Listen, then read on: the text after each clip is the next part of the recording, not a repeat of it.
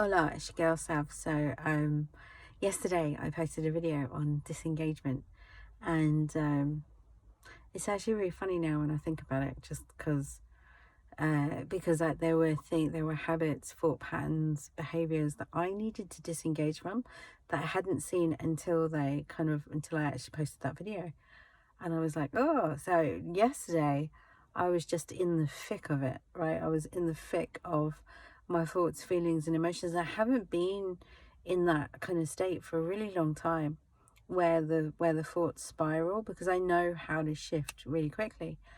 And I was like, I was kind of, and then I was, so one of the other things that I subtly operate is this shiny object syndrome. So for me, it's kind of different because I know that there are faster and easier ways. I do, and I'm practicing them. But then I get confused because I'm thinking, well, should I be teaching them, or should I be doing what I'm already doing, right, with my clients? Because the truth is, there's different levels, right? There's different stages. But the thing is, I haven't mastered the higher levels either, so I don't think I can teach something I haven't mastered, right? Anyway, getting back to the point. So something came up for me in my flat, and I had avoidance issues around it.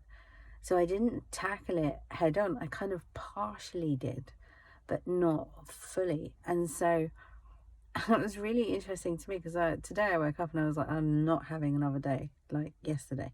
In fact, actually, it was only a few hours. It wasn't the whole day because the rest of the day was amazing.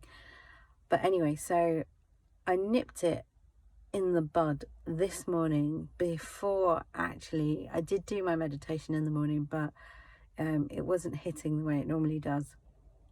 And I thought about it, and I thought it's because I've got this open loop in my mind, and I just need to take the action to close the loop, and don't know what's going to happen. But at least if I close the loop, I'm not thinking about it anymore. Now I've given it to God, I've given it to the universe, right? I've done my part, and then that allows me to focus on what else I'm doing. So this is really important, because we can get so caught up and out of balance with things, or we can judge something, or we can think that it's not the right way. You have to recognize it's for you in some way. It is for you in some way. Second, is there any action that you can take, no matter what it is, that will close the loop in your mind on it and face your fears?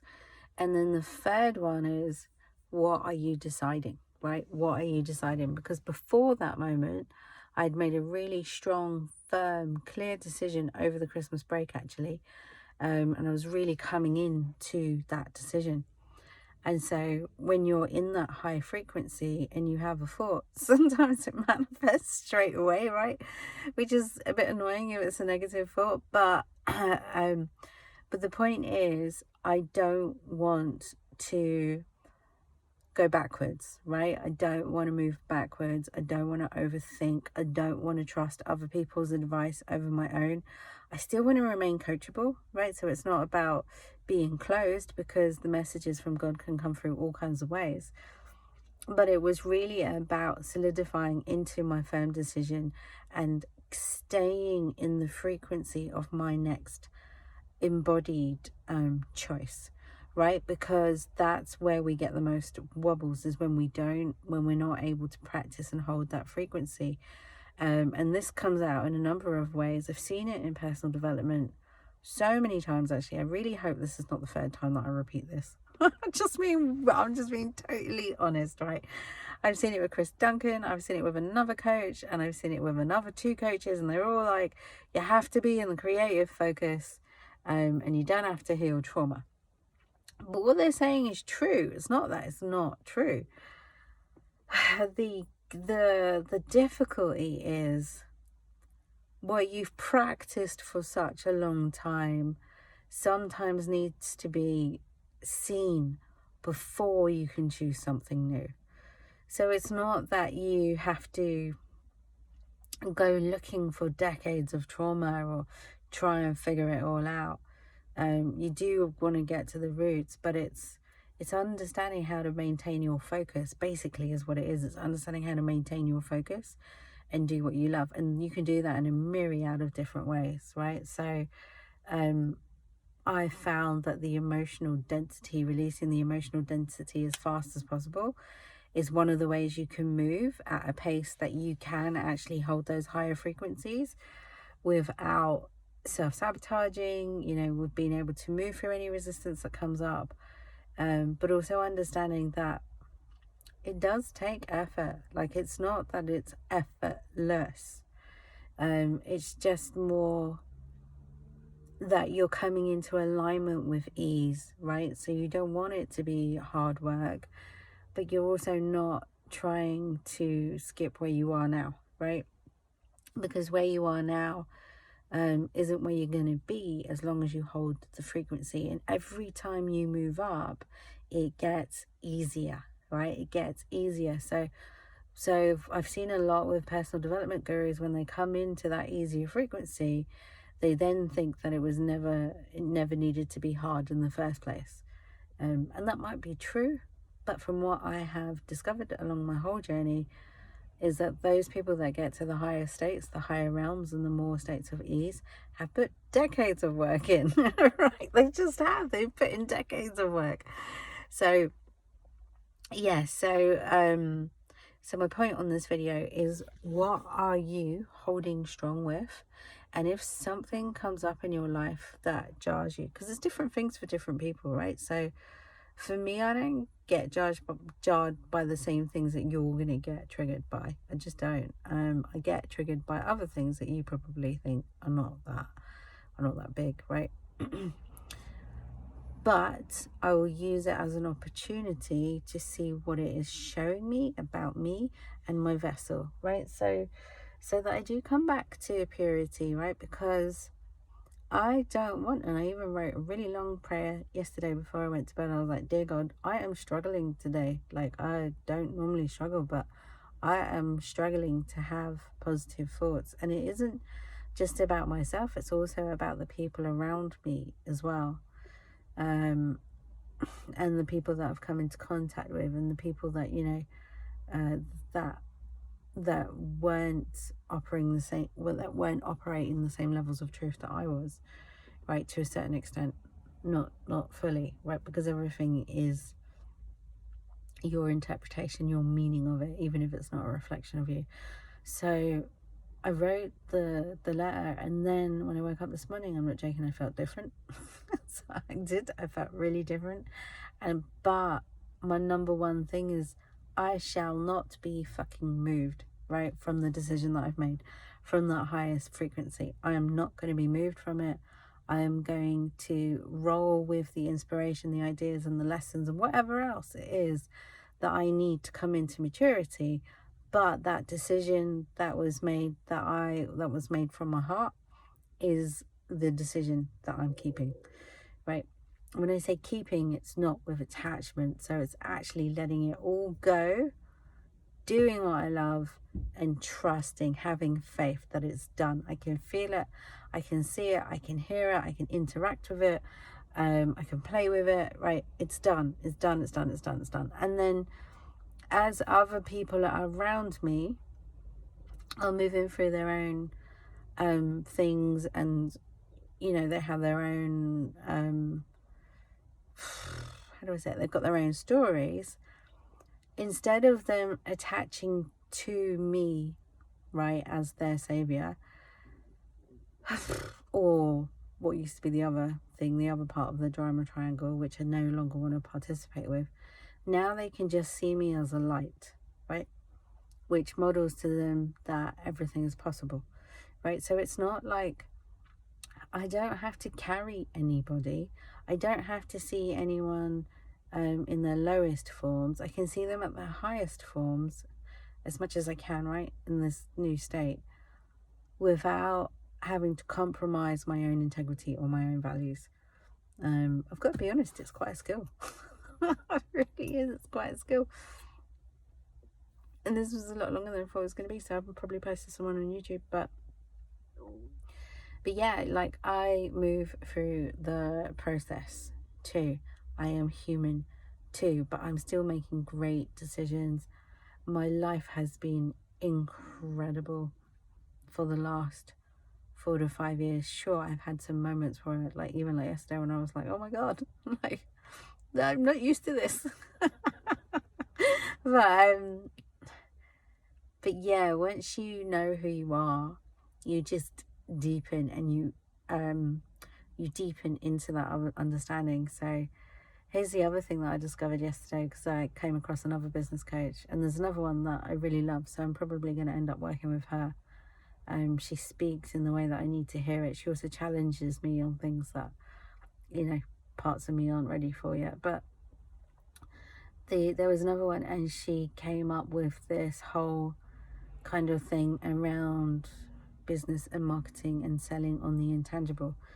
Now that really annoyed me, because a lot of my work, when I do it and I have no pressure on a tangible result, is effortless. Like, it leads to results in no time. And I was told that you couldn't sell in the frequency of joy, and that you couldn't sell joy. So I actually got behind that belief, right? Like, oh, nobody wants this. But all the people that come to me, that's what they want, and that's what they get, right? They get that joy that runs through them. They get so much else as well. Like, they identify with their passion and their purpose, and they get to create the life that they love, and they discover character and courage and integrity and truth and all of those kind of things. But my point that I'm making in a roundabout way is that even though that was open to me and I understand it, I've already made the decision with what I'm doing, because I'm so confident in it now, right? So you come to me for deep, intimate relationships. That's what you come to me for. You come to me for healing with yourself and God, so that you can be inspired in relationship with Creator, so that you can deliver what it is your purpose is, and you can enjoy life. You can actually create a life you love. So there's no subtle undertones of creating things to solve problems, because once you've done that, then you're just going to be left, you're going to be depressed, like, because there's going to be nothing else for you to do, right? So when you, and Chris Duncan, actually, he explains this really well. So another coach of mine, she calls it the affluence addiction, right? And the affluence addiction can be at the smallest level. That could be just trying to pay your bills, right? So what was I going to say? So when you start to create a life that you love, being who you are, right, doing the things that you love doing, it's a completely different ball game. Like, oh my God, it is night and day. Such a completely different ball game. And I've been at different levels of it. I know that this level, I know this year I'm going to hit a new level of it, which I'm really excited about. This is really funny, because the prayer last night was also like, you know, I'm on the precipice of something big, but I'm also bored at the same time, right? So it was really truthful. Like, I don't lie with Creator. I'm just pour my heart out of whatever it is I'm going through. But not as a victim, not in a way to feel sorry for myself, not as a way that I'm not coming into maturity, but in a way where I own it fully, where I see that it's all a part of me, right? It's all a part of my own creation somehow. And sure, I probably don't know if I meant to create it or not, but it's not what I want anymore, right? So it's coming into that, awareness, right? So what are you now deciding? What are you going to embody? What can you get behind in that frequency? Can you hold the frequency without holding it? God, I love the paradox, right? Can you hold the frequency without holding the frequency? It's just being the frequency of it, and then live the life that you absolutely love full on out. Because if you can do that, you're just going to keep going up and up, baby, up and up. And yeah, sure, you'll have moments. You will. Like, I don't think you ever escape it until we're all on board, right? And even then the challenges will shift and change, because otherwise, you know, you want to play. You've got to have a game to play with, right? Yeah. So what is it that you're embodying? So if you watch this video all the way to the end, thank you so much, because I've just poured my heart out all over it, which is great. But if you are watching this and you know that there's more for you, then I invite you to join my Facebook page, where I will be dropping my main offers for this year. I don't know if I'm going to be pivoting them or not yet, but it's all along the veins of deep, intimate relationships where you can unleash your vibrancy. And I'm not talking about rose-tinted glasses where you're looking back at your youth. There is some of that remembrance coming through, right, when you were really full of life. There is that, but now it's a what do you call it? It's a up leveling to that, right? It's an up leveling. So when in your youth, when you were that way, before you got conditioned, you didn't have wisdom. Now you have wisdom, right? So you can still play like a child and be curious and creative and have fun with life, but now you have wisdom and you understand at a deeper level who you are, right? So when I say wisdom, I'm not just talking about logically doing things correctly, right? Because the linear or the rigidness can really fuck us up, right? When we're trying to get things right or in a straight, or this is the only way it works.